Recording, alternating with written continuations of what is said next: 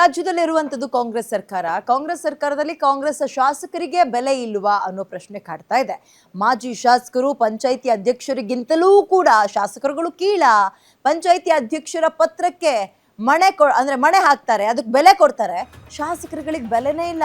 ಕಾಂಗ್ರೆಸ್ ಸರ್ಕಾರದಲ್ಲಿ ಬಿ.ಆರ್. ಪಾಟೀಲ್ ಪತ್ರಕ್ಕೆ ಮನ್ನಣೆ ಸಿಕ್ತಿಲ್ವಾ? ಸಿದ್ದರಾಮಯ್ಯ ಸರ್ಕಾರದ ವಿರುದ್ಧ ಬಿ.ಆರ್. ಪಾಟೀಲ್ ಅಸಮಾಧಾನ ವ್ಯಕ್ತಪಡಿಸ್ತಾ ಇದ್ದಾರೆ. ಬಿ.ಆರ್. ಪಾಟೀಲ್ ಕ್ಷೇತ್ರದಲ್ಲಿ ಮೂಗು ತೂರಿಸ್ತಾ ಕಾಂಗ್ರೆಸ್ ಸರ್ಕಾರ ಅಕ್ರಮಕ್ಕೆ ಶಾಸಕರ ಪತ್ರಕ್ಕೆ ಜಮೀರ್ ಇಲಾಖೆಯಲ್ಲಿ ಬೆಲೆ ಇಲ್ಲ ಇಲ್ಲ ಈ ವಸತಿ ಇಲಾಖೆಯಲ್ಲಿ ಬ್ರಹ್ಮಾಂಡ ಭ್ರಷ್ಟಾಚಾರ ಆಗಿದೆ ಅಂತ ಹೇಳಿದ್ರಲ್ಲ, ದುಡ್ಡು ಇಸ್ಕೊಂಡು ಮನೆ ಕೊಡ್ತಾರೆ ಅಂತಿದ್ರಲ್ಲ, ಅದಕ್ಕೆ ಸಂಬಂಧಪಟ್ಟಂತೆ ಪಾಟೀಲ್ ವಿರುದ್ಧ ಸೋತಿದ್ದ ಬಿಜೆಪಿ ಅಭ್ಯರ್ಥಿ ಪತ್ರಕ್ಕೆ ರೆಸ್ಪಾಂಡ್ ಮಾಡ್ತಾರೆ. ನರೇಗಾ ಯೋಜನೆಯಲ್ಲಿ ಅಕ್ರಮದ ಬಗ್ಗೆ ದೂರು ಕೊಟ್ಟ ಸುಭಾಷ್ ಗುತ್ತೇದಾರ್ ಅವರ ದೂರಿಗೆ ಸ್ಪಂದಿಸಿ ತನಿಖಾ ತಂಡವನ್ನ ರಚನೆ ಮಾಡ್ತಾರೆ. ಆದರೆ ಬಿ.ಆರ್. ಪಾಟೀಲ್ ಕ್ಷೇತ್ರದಲ್ಲಿ ನಡೆದ ಅಕ್ರಮದ ಆರೋಪಕ್ಕೆ ಸರ್ಕಾರ ಮಣೆ ಹಾಕುತ್ತೆ. ಬಿ.ಆರ್. ಪಾಟೀಲ್ ಅವರು ಹೇಳಿದ ಆರೋಪಕ್ಕೆ ಕ್ಯಾರೆ ಎನ್ನಲ್ಲ. ರಾಜ್ಯ ಸರ್ಕಾರದ ನಡೆಗೆ ಸರ್ಕಾರದ ವಿರುದ್ಧ ರೆಬಲ್ ಆದ್ರ ಬಿ.ಆರ್. ಪಾಟೀಲ್. ತನಿಖಾ ತಂಡ ಬಂದು ಹೋದ ನಂತರವಷ್ಟೇ ಹೊರ ಬಂದಂತಹ ಆಡಿಯೋ ಬಾಂಬ್ ಇದು.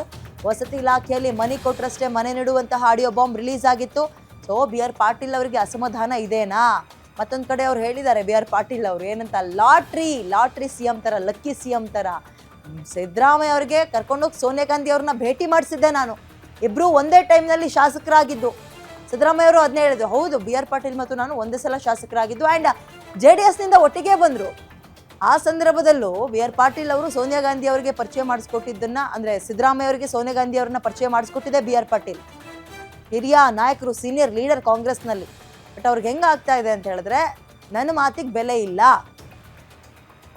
ಯಾರೋ ವಿರೋಧ ಪಕ್ಷದಲ್ಲಿರುವಂತಹ ಮಾಜಿ ಶಾಸಕರಿಗೆ ಬೆಲೆ ಕೊಡ್ತಾರೆ, ಒಬ್ಬ ಗ್ರಾಮ ಪಂಚಾಯಿತಿ ಮೆಂಬರ್ಗೂ ಬೆಲೆ ಕೊಡ್ತಾರೆ. ನಮ್ಮದೇ ಸರ್ಕಾರ ಇದ್ದು ನನ್ನ ಮಾತಿಗೆ ಬೆಲೆ ಇಲ್ಲ, ನಾನು ಏನಾದರೂ ಒಂದು ಕಂಪ್ಲೇಂಟ್ ಹೇಳಿದ್ರೆ ಅದನ್ನು ಸೀರಿಯಸ್ ಆಗಿ ತಗೊಳ್ಳಲ್ಲ ಅಂದರೆ ಅದು ಬಹಳ ಮುಜುಗರ ಅಲ್ವೇನ್ರಿ ಯಾರಿಗೇ ಆಗಲಿ. ಅದು ಒಂದು ರೀತಿ ಮುಜುಗರದ ಸನ್ನಿವೇಶವನ್ನು ಬಿ.ಆರ್. ಪಾಟೀಲ್ ಅವರಿಗೆ ಸೃಷ್ಟಿ ಮಾಡ್ತಾ ಇದೆ.